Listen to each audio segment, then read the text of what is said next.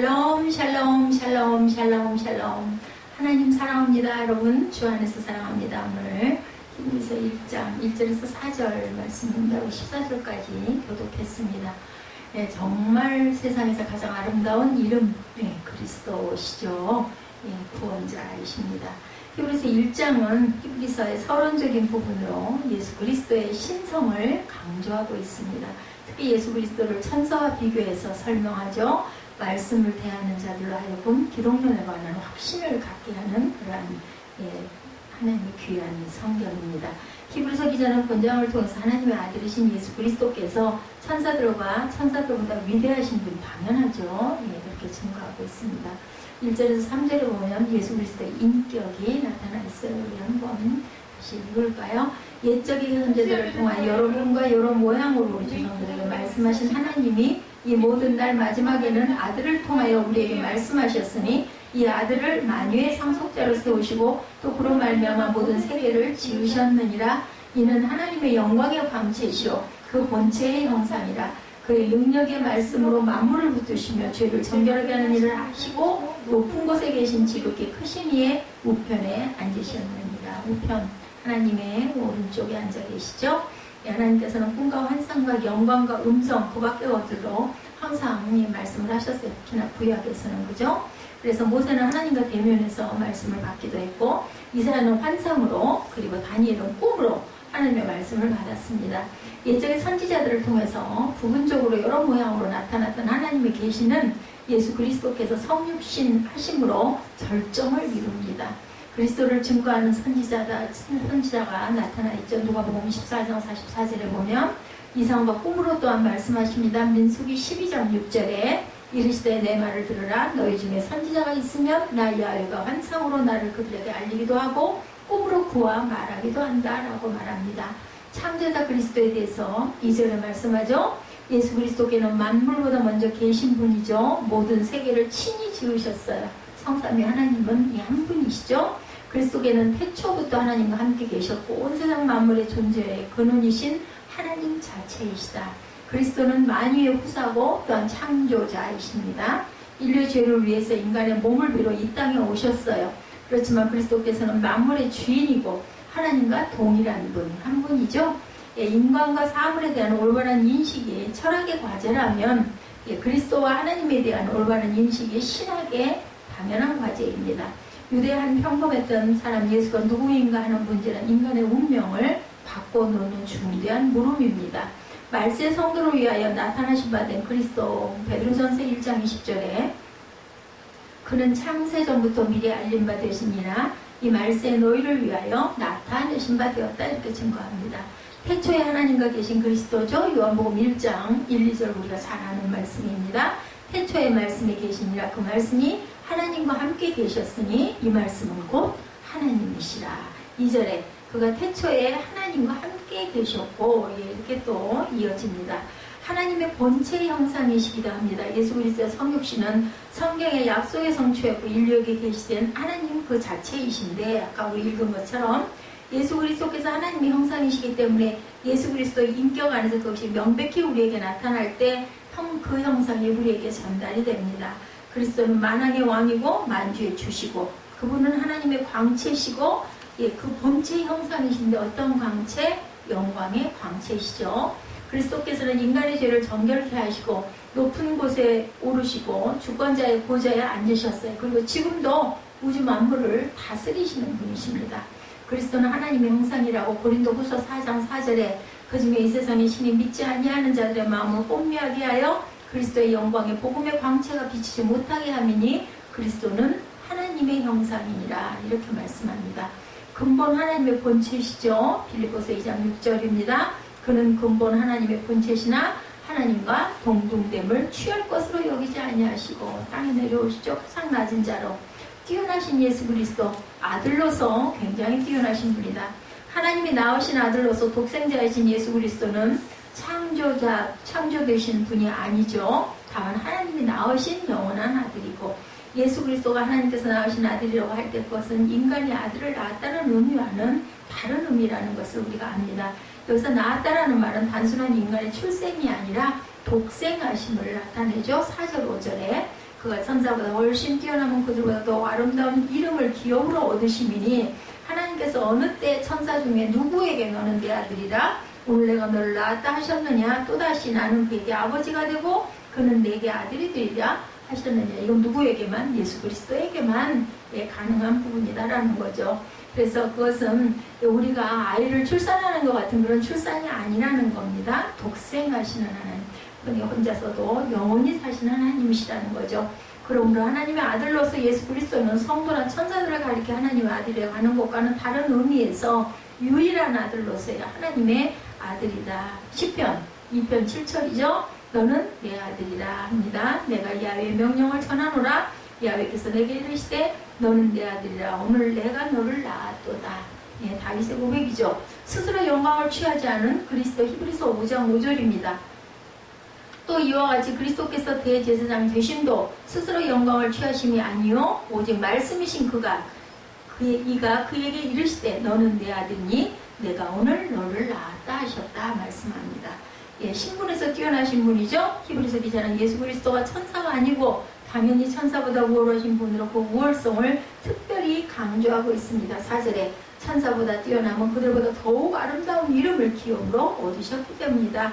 우리 주 예수 그리스도는 인간의 구주만 되시는 것이 아니고 만물을 창조하시고 유지하시고 다스리는 창조주시고 선민주다. 로마서 11장 36절에도 이는 만물이 주에게서 나오고 주로 말미암아 주에게로 돌아갑니다. 그에게 영광이 세세에 있을지어다. 아멘이 이렇게 증거되어 있습니다. 그러므로 모든 피조물로부터 경배를 받으시기에 합당하신 분이죠. 계시록 5장 13절에도 천사도 그리스도의 창조물이기 때문에 마땅히 그리스도를 경배해야 된다. 천사들은 그리스도를 경배할 뿐만 아니라 최선을 다하여 모하는 자들이에요. 천사들이 섬기는 자죠. 7절에 보면 그게 증거되죠. 천사들에 관하여는 그는 그의 천사들을 바람으로 그의 사역자들을 불꽃으로 삼으시느니라 이렇게 말씀하셨어요. 그래서 그리스도의 탄생 시에 경배했던 천사들에서 누가복음 2장 13, 14절에 우리 크리스마스 때 말씀 많이 우리 반복해서 묵상하죠. 호련히 수많은 천군이 그 천사들과 함께 하나님을 찬송하여 이르되 14절입니다. 누가복음 2장 지극히 높은 곳에서는 하나님께 영광이요 땅에서는 하나님의 기뻐하신 사람들 중에 평화로다 하니라 이렇게 고백합니다. 야훼를 봉사하여 그 뜻을 행하는 천군에 대해서 시편 103편 21절에도 그에게 수종들며 그의 뜻을 행하는 모든 천군이요 야훼를 송축하라. 천사들은 모두 다 하나님을 송축하고 수종드는 자 또한 사람을 위해서 천사들을 보내시기도 하고 만드시기도 했다고 증거하죠. 기름 부음 받은 자로 뛰어나셨다 9절입니다. 8절부터 있습니다. 아들에 관하여는 하나님이여 주의 보좌는 영영하며 주의 나라의 규는 공평한 규니라. 주께서 의를 사랑하시고 불법을 미워하셨으니 그러므로 하나님 곧 주의 하나님이 즐거움의 기름을 주께 부어 주를 동료들보다 뛰어나게 하셨도다 하였고 또 주여 태초에 주께서 땅에 기초를 두셨으며 하늘도 주의 손으로 지으신 바라. 예수께서는 세상을 다 지으셨어요. 그죠? 하나님과 함께 영원 전부터 태초부터 계시던 하나님. 그리스도께서는 그래서 언제나 의로우시고 그분의 통치의 법과 경영도 의롭다. 9절에 우리가 읽은 대로 주의 나라는 영원한 나라이기도 시편 145편 13절에 주의 나라는 영원한 나라이니 주의 통치는 대대에 이르리이다 이렇게 증거되어 있습니다. 다윗의 위에 앉으신 그리스도다. 이사야 9장 7절 우리 잘 아는 말씀입니다. 그 정서와 평강이 더함이 무궁하며 또 다윗의 왕조와 그의 나라에 군림하여 그 나라를 굳게 세우고 지금 이후로 영원히 정의와 공의로 그것을 보존하실 것이라. 만군의 야훼 열심히 이를 이루리라. 그래서 우리가 열정 있는 것은 참 좋은 것이라고 생각해요. 무엇이든지 하나님의 나라를 의를 위해서 열정을 가지고 충만하게 열심히 그저 최선을 다해서 최고의 그러한 삶을 살아가야 할 줄로 믿습니다. 하나님께서 우리에게 시간을 주셨죠. 그 시간을 정말 귀하게 사용해야 되겠죠. 그리스도의 천상 사역에 대해서 영원하신 예수 그리스도를 11절에 증거합니다. 그것들은 멸망할 것이나 오직 주는 영존할 것이요 그것들은 다 옷과 같이 낡아지리니 의복처럼 갈아입을 것이요 그것들은 옷과 같이 변할 것이나 주는 여전하며 연대가 다함이 없으리라 하였으니 어느 때에 천사 중 누구에게 내가 내 원수로 내 발등상이 되게 하기까지 너는 내 우편에 앉아있으라 하셨느냐. 예수 그리스도에게만 그렇게 하셨다라는 거죠. 그는 창세 전부터 선지하신 분이고 만물을 창조하신 분으로 영원한 분이시다. 태초 이전에도 계셨고 태초 이후에도 계시고 지금도 계시고 영원히 살아계실 분, 그리고 보좌 우편에서 우리를 위해서 항상 기도하시는 분. 히브리서 기자는 이 세상의 모든 것, 즉 물질 세계나 정신 세계가 모두가 낡아지고 변화되지만 창조자이신 그리스도만은 영원히 변하지 않을 것임을 강조하고 있죠. 그래서 항상 땅에 기초를 두셨다. 모든 건 멸망한다. 그러나 다 낡아지지만 그것은 갈아입을 것도 아니고 변할 것이나 주는 여전히 연대가 다함이 없으리라. 어느 때 천사 중 누구에게 내가 내 원수로 발등상이 되게 하기까지 너는 내 우편에 앉아있으라 하셨느냐. 모든 천사들은 섬기는 영이고 구원받을 상속자들을 위하여 섬기라고 보내심이 아니냐. 구원받을 상속자들이 누구예요? 저와 여러분들입니다. 태초부터 하나님과 함께 하신 그리스도. 요한복음 1장 1절에서 3절입니다. 태초에 말씀이 계시니라. 이 말씀이 하나님과 함께 계셨으니 이 말씀은 곧 하나님이시라. 그가 태초에 하나님과 함께 계셨고 만물이 그로 말미암아 지은 바 되었으니 지은 것이 하나도 그가 없이 된 것이 없느니라. 우리는 진흙이고 주는 토기장이라고 그러시죠. 이사야 64장 8절입니다. 그러나 야훼여 이제 주는 우리 아버지시니이다. 우리는 진흙이요 주는 토기장이시니 우리는 다 주의 손으로 지으신 것입니다. 이렇게 이사야라는 고백합니다. 하나님 우편에 계신다고 그러죠. 13절에 우리가 읽은 것처럼 하나님께서는 그리스도의 원수가 그리스도 앞에서 그리스도의 발등상이 되게 될 때까지 너는 내 우편에 있으리라 라고 말씀하셨습니다. 그런 자는 예수 그리스도밖에 안 계신다. 그리스도께서는 하나님 우편에 앉으셨다는 것은 명예와 안정과 능력과 함께 그리스도께 주어진 왕국의 영광스러운 경영자로 그분을 높이는 거죠. 우편이라는 거 굉장히 귀합니다. 그래서 우편이 근육이 되십니다. 우리에게. 이러한 예수 그리스도에 대한 하나님의 말씀은 분명히 성취되었고 베드로는 이 예언의 성취를 들어서 설교하기도 되죠. 사도행전 2장 34절에 다윗은 하늘에 올라가지 못하였으나 친히 말하 이르되 주께서 내 주에게 말씀하시기를 이렇게 증거되어 있습니다. 그리스도만 하나님 우편에 앉아 계세요. 히브리서 10장 12, 13절에도 오직 그리스도는 죄를 위하여 한 영원한 제사를 드리고 하나님 우편에 앉으사 그 후에 자기 원수들을 자기 발등상이 되게 하기까지 기다리신다라고 얘기합니다. 발등상 앞에서 엎드려 경배할 때까지 기다린다라는 그 원수들이 뭐예요? 사단이에요. 사단. 스데반이 그리스도를 보죠. 사도행전 7장 55절에 돌아갈 때 스데반이 성령 충만해 하늘 우러러 주목하여 하나님의 영광과 및 예수께서 하나님 우편에 서신 것을 보고 해같이 웃었어요. 그죠? 아픈 거 전혀 모르죠.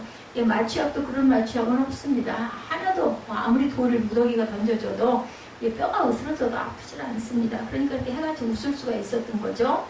천사들은 보내셨다고 그러죠. 보내는 영, 부리는 영. 14절에 하나님께서 만드신 영적 존재 천사.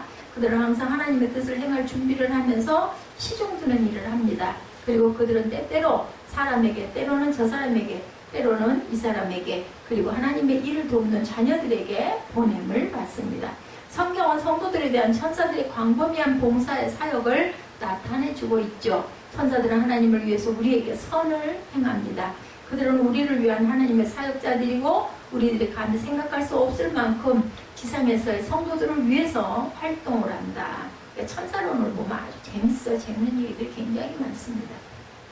그래서 아기 때는 천사들이 보호한다 이런 말이 있습니다. 죽은 거지 나사로를 받아들이던 천사. 누가복음 16장 20절에 이에 그 거지가 죽어 천사들에게 받들려 아브라함의 품에 들어가고 부자도 죽어 장사되었다. 이렇게 증거합니다. 천사들이 와가지고 받아 올렸다라는 거죠. 호련히 나타나는 주의 사자. 사도행전 12장 7절. 아까도 제가 잠깐 증거했습니다. 호련히 주의 사자가 나타나매 옥중에 광채가 빛나며 베드로의 옆구리를 쳐 깨어 이르되 급히 일어나라니 수사들이 그 손에서 벗어지더라. 천사들이 와서 깨웠어요. 그죠? 예, 지금은 우리가 성령을 굉장히 강조하지만 그 전에는 굉장히 그 천사들의 그 부리는 영들의 활동에 대한 것을 또 굉장히 강조하기도 했습니다. 우리는 히브리서 1장을 통해서 창조 사역과 구속 계획을 하나님과 함께 하신 그리스도를 우리가 발견합니다. 그럼 우리 이 세상에 살고 있는 성도들은 그리스도의 선제성과 그분의 우월성을 인정하고 항상 예수 그리스도를 존중히 여기는 저와 여러분들이 되셔야 되겠죠? 히브리서는 그 자체 안에서 저자가 누구인지를 온전하게 밝히지는 않고 있지만 히브리서의 수신자는 유대인, 그리스도인이 된 그러한 그 아들이죠. 모두 다 아들들입니다. 대부분의 유대인들은 예수님을 그들이 오랫동안 기다려오던 메시아로 당연히 믿지를 않았어요. 그래서 죽이기도 했죠. 그러나 히브리서의 수신자인 성도들은 구약 성경을 잘 알고 있으면서도 예수 그리스도에 대한 믿음을 고백하는 사람들이다. 이 히브리서를 받아들이는 그런 사람들은. 그런데 그들이 박해 때문인지 거짓 교사들 때문인지 기독교 신앙을 포기하고 유대교로 되돌아가려 하는 위험에 처하게 됩니다. 그럼 그들에게 예수 그리스도가 어떤 분이신지를 분명히 가르치는 것이 그들이 기독교 신앙을 지키는 데 대단히 중요하고 필요하다고 생각하고 겉면의 말로 써보낸 거죠. 13장 22절에 보면은 그렇게 나타나 있습니다.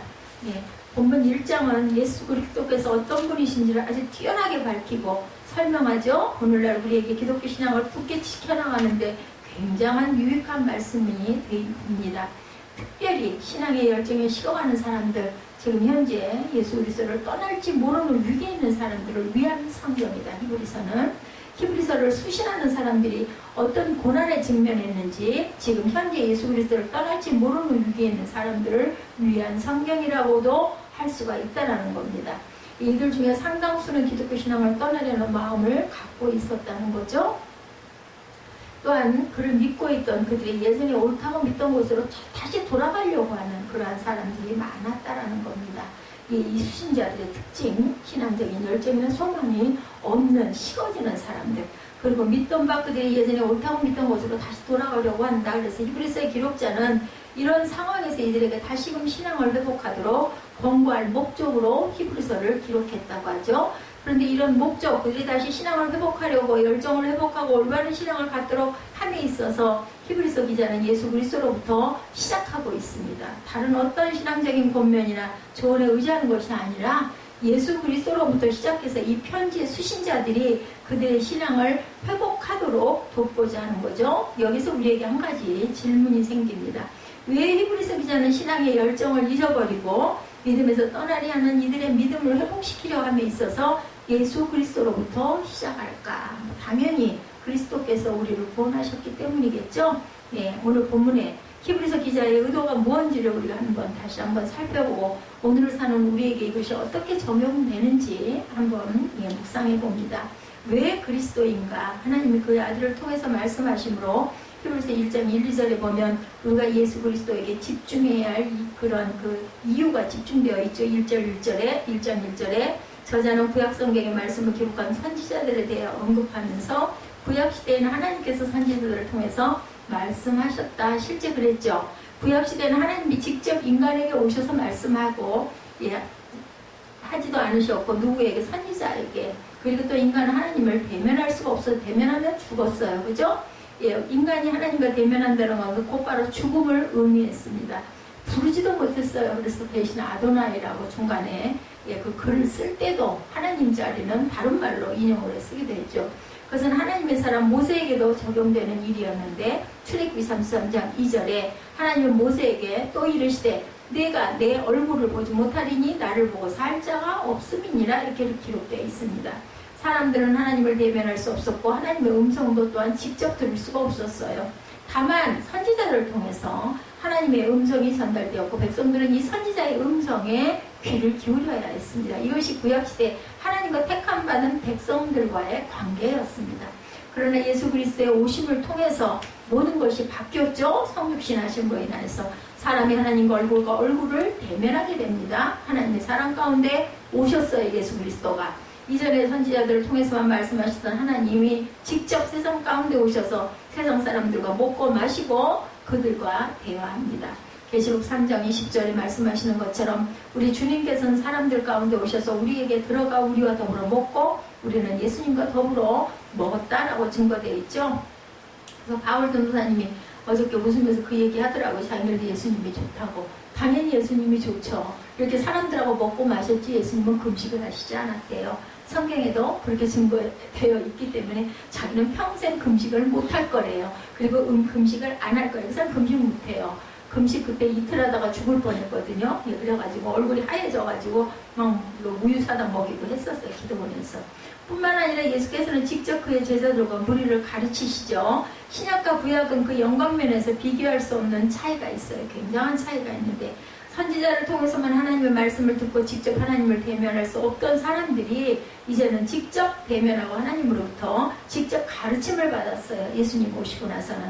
그러므로 히브리서를 수신한 사람들이 다시 유대교로 돌아가는 것은 훨씬 더 좋은 것이 있는데 그것을 버리고 값싸고 보잘것없는 것을 갖는 그런 행위와 같다라는 거죠.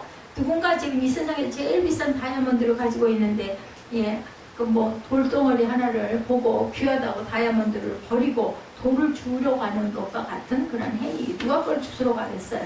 바보라고 그러죠. 미쳤다고 그러겠죠? 그런데 사람들은 그렇게 한다는 겁니다. 지금 히브리서 저자는 이 편지의 수신자들이 그것을 깨닫기를 원하는 말씀을 하시는 거예요.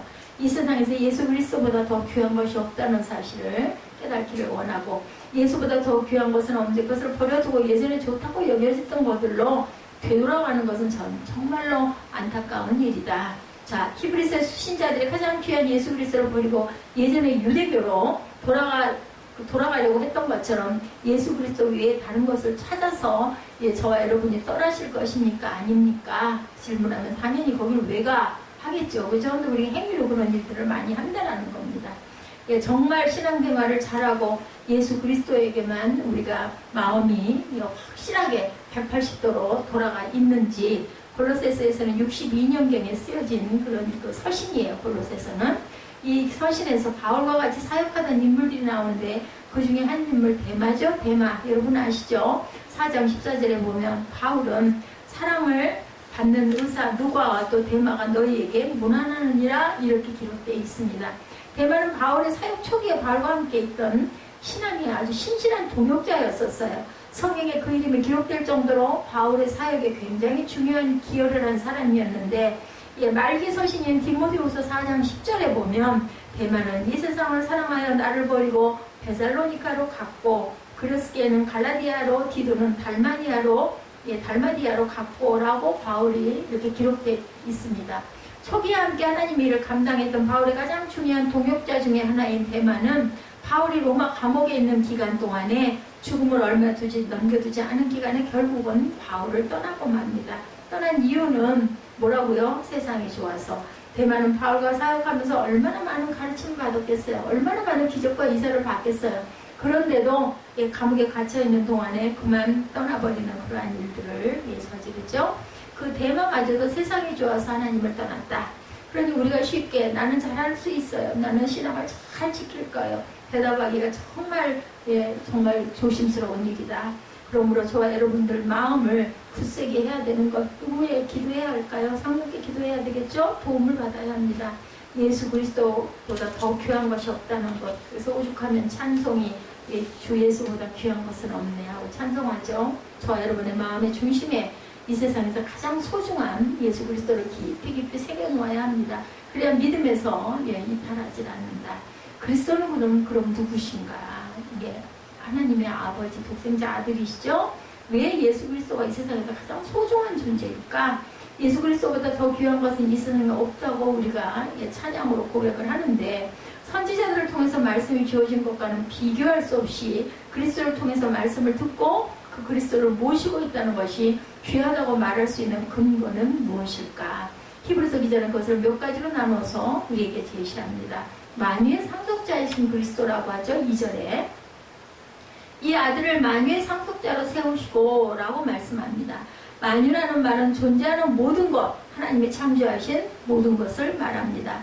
상속자라는 말 알죠? 뭔지 부모에게 모든 걸 물려받는 특히나 맏아들, 그죠? 그러한 그 아버지로부터 물려받는 재산에 대한 모든 권리를 가진 사람이 바로 상속자입니다.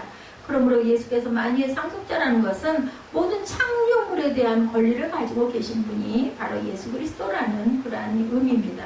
예수님께서는 사람뿐 아니라 우주 전체를 자신의 것으로 소유하고 계신 분이다. 왜 예수님과 이 세상에 그 무엇과도 비교할 수가 없을까? 예수님을 맛본 자들은 예수님을 버리고 다른 것으로 갈 수가 없는 이유. 첫 번째 이유는 예수께서 이 세상 우주 만물 전부가 예수님의 것이기 때문인 거죠. 에베소서 3장 6절에 이는 이방인들이 복음으로 말미암아 그리스도 예수 안에서 함께 상속자가 되고 함께 지체가 되고 함께 약속에 참여하는 자가 됩니다. 이렇게 증거합니다. 우리에게 대해서 뭐라고 말씀하신가 하면 이방인인 우리도 그리스도 안에서 함께 상속자가 되었다. 무엇을 물려받았어요? 천국을 물려받는 상속자. 함께 상속자가 된다는 것은 예수 그리스도가 모든 소유권을 갖는 이 우주 만물에 대해서 그리스도와 함께 공동의 상속자, 소유자가 되었다라는 뜻입니다. 대한민국 법적으로는 저와 여러분의 그 이름으로 된 재산이 하나도 없을지 모르지만 하나님의 법으로는 저와 여러분이 이 우주 전체를 공동으로 소유하는 소유자들이다. 아무리 뭐 600억이라고 그러나요? 인구가 그 600억 분의 1이라 할지라도 이 우주가 얼마나 넓고 광활하고 얼마나 많은 보화가 쌓여 있습니까? 우리는 그렇기 때문에 부유한 자라는 겁니다. 저와 여러분이 이 마음을 가지시기 바랍니다. 난 이 우주의 공동 소유주다. 예수 그리스도와 함께 이 우주를 소유한 그러한 사람이라는 거죠. 에베소서 3장에서 바울은 에베소를 읽는 성도들에게 그들이 예수 그리스도와 함께 상속자가 되었다라고 말하면서 동시에 그들을 위해서 기도하죠. 이 우주와 공동 상속자인 그들을 향한 바울의 마음을 보여주고 있습니다. 에베소서 3장 16절에서 19절입니다. 우리 함께 찾아서 한번 읽어볼까요? 에베소서 3장 16절에서 19절. 그의 영광의 풍성함을 따라 그의 성령으로 말미암아 너의 속사람을 능력으로 강건하게 하시오며 믿음으로 말미암아 그리스도께서 너희 마음에 계시게 하시옵고 너희가 사람 가운데 뿌리가 박히고 토가 굳어져서 능히 모든 성도와 함께 지식에 넘치는 그리스도의 사랑을 알고 그 너비와 길이와 높이와 깊이가 어떠함을 깨달아 하나님의 모든 충만하신 것으로 너에게 충만하게 하시기를 구하노라. 아멘. 저와 여러분에게 동일한 마음으로 축복하고 계시죠? 예수 그리스도의 영광의 풍성함과 그의 성령의 그 능력으로 말미암아 우리 속사람이 강건하게 되기를 축복하고 계십니다. 그래서 그리스도의 깊은 사랑을 우리가 알고 하나님의 모든 충만한 것으로 충만하게 되실 줄로 믿습니다. 두 번째 창조주이신 그리스도십니다. 첫 번째로는 하나님께서 말씀하신 우리는 상속자, 그죠? 만유의 상속자이신 그리스도의 자녀들인 저와 여러분은 상속자이고 두 번째는 창조주인 그리스도를 고백합니다. 1장 2절에 그리스도가 만유의 상속자일 뿐만 아니라 말미암아 모든 세계를 지으셨다라고 말씀합니다. 영어 성경에서 이를 하나님께서 예수 그리스도를 통하여 우주를 만드셨다라고 번역하고 있어요. 하나님께서 이 우주를 만드실 때 예수님은 누구와 함께 계셨다고 그래요? 하나님과 함께 계셨다라고 하죠. 아니라 친히 창조의 과정에 관여하셨다고 합니다. 창세기 1장에 하나님께서 이 우주 만물을 창조하시는 과정에서 말씀하심에 어떤 것이 이루어졌다, 말씀하심에 어떤 것이 이루어졌다 이렇게 나오죠. 일반적으로 성경 연구자들은 이러한 표현을 말씀이신 예수 그리스도를 묘수하는 것으로 해석합니다. 말씀하심에 이것은 예수 그리스도시다. 그리고 이 말씀은 창세기 1장 1절에 땅이 혼돈하고 공허하며와 대칭되는 말이라고도 번역하고 있습니다. 창조의 사역자에 구체화되기 전에 땅은 혼돈하고 공허했고 모든 것은 비어 있었어요. 그죠? 혼돈하고 공허하다는 것은 황량하고 아무런 가치가 없었다라는 무질서했다고 그러죠? 이것이 이제 나중에 질서로 정돈이 됩니다. 하나님의 구체적인 창조 사역이 있기 전에 우주는 형성되지도 않았고 그 상태, 그 모든 것들이 혼돈하고 공허한 상태, 아무 가치도 갖고 있지 못한 텅텅 빈 것이었다. 근데 하나님의 말씀을 통해서 공허와 혼돈을 제거하시죠. 땅의 혼돈함과 공허함이 하나님의 말씀을 통해서 제거가 됩니다. 다시 말하면 하나님의 말씀을 통해 아무런 가치가 없던 것들에게 가치를 불어넣어 주셨다. 그러므로 창조의 과정은 가치를 부여하는 과정이라고 볼 수가 있겠죠. 하나님은 창조라는 그 과정을 통해서 예수 그리스도라는 말씀을 통해서 우주에 가치를 부여하셨다. 지금 히브리서 기자는 자신의 편지에 쓰신 자들에게 이 사실을 직시하라고 말씀합니다. 우리에게 오셔서 우리와 먹고 마시고 우리와 교제하시고 우리 가운데 계시는 그분이 실상은 이 우주의 창조주시고 가치를 부여하신 분, 이름을 붙이신 분들이죠. 궁극적인 가치가 그분에게서 나온다라는 거예요. 궁극적인 가치가 예수 그리스도께 나오는데 왜 예수님을 떠나서 다른 곳으로 가려고 하느냐, 이런 뜻입니다. 저와 여러분에게 정말 가치 있는 일을 하고 싶고 가치 있는 것을 소유하고 싶은 마음이 있다면 어떻게 해야 될까요? 그리스도에 온전하게 더 잘 접붙여져 있어야 되겠죠? 히브리서 기자는 예수 그리스도를 소유하라고 말씀합니다. 실제로 예수 그리스도를 소유하는 것이 이 세상에 가장 가치 있는 일이죠. 왜냐하면 그가 이 세상의 모든 것을 만드시고 이 세상의 모든 가치의 근원이 되시는 분이기 때문입니다. 모든 가치는 예수 그리스도로 말미암아 이 세상에 들어왔고 예수 그리스도로 말미암아 궁극적인 가치를 갖게 되었다. 다큐멘터리 감독 김우현 감독의 탈북 시리즈 작품 중에 맨발 천사, 여러분들 아마 보셨을 거예요. 최춘선 할아버지 이야기, 그죠? 가난한 자는 복이 있나니 제목이 그랬다고 그래요. 이 책에 보면 최춘선 할아버지 댁에는 그 집에는 60년대 초부터 자가용이 있었고 70년대 초에는 자가용이 5대나 있는 그런 집이었다고 합니다. 하루에 와이셔츠를 2번 갈아입는 아주 멋쟁이셨대요. 그 최춘선 할아버지가. 이 할아버지 일본 와세다 대학에서 공부를 했고 5개 국어를 할 수 있는 분이었는데, 그럼 그가 학교, 교회, 양로원, 고아원, 양계장 등이 있는 자기 소유의 김포 땅, 김포예요. 내어놓고 평생 맨발의 방랑자로 살죠. 지하철에 가가지고 막 그 앞에다가 이거 이게 받치고 다니는 주 예수를 믿으라. 뭐 하면 불신, 지옥, 그 천국 하고 다녀가지고 그것 때문에 굉장히 말이 많았지. 그것은 그 안에 계신 예수 그리스도 때문이에요. 그거 어떻게 할 수 없는 거예요. 그거 아마 그 정신과에서는 정신질환이다 이렇게 얘기를 하겠지만 어떻게 이랬던 분이 그렇게 변할 거니? 우리의 그 상상으로는 있을 수가 없는 일이죠. 성령이 그렇게 만드신 겁니다. 그는 이 세상에 있는 어떤 것보다 예수 그리스도가 소중한 것을 알았기 때문에 말씀이신 그분을 따라서 사랑하기 위해서 하는 모든 걸 포기했던 거죠. 우리는 그런 그를 가난하다고 절대로 나무라서는 안 된다. 왜냐하면 그는 이 세상에서 가장 귀한 예수 그리스도를 소유한 자이기 때문이다. 우리 집안에도 계셨죠? 그 넷째 아버지. 사람 만나기만 하면 붙들고 예수 믿으라고. 그것도 사람의 그 힘으로 할 수 있는 일들이 아니죠. 저와 여러분도 이 예수를 진심으로 소유하시기를 바랍니다. 이 예수 때문에 세상 다른 것을 포기할 수 있는 저와 여러분들이 되시고 예수 그리스도께서 저와 여러분의 일생을 맡고 가시는 그러한 그 아버지 되시기를 주님의 이름으로 축복합니다.